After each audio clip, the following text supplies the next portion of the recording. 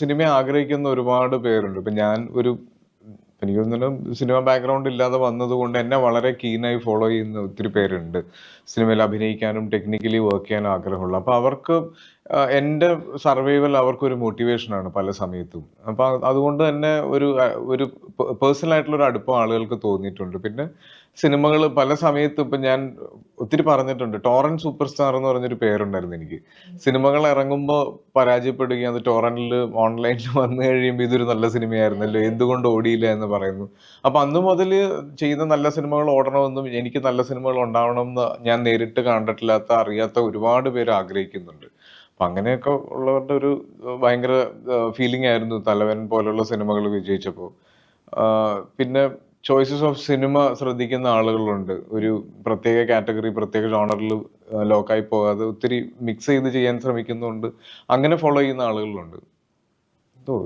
ഒരു വലിയ ബ്ലെസ്സിങ് ആണ് ആ സ്നേഹം എന്ന് പറയുന്നത്. അതുപോലെ തന്നെ റെസ്പോൺസിബിലിറ്റിയാണ്.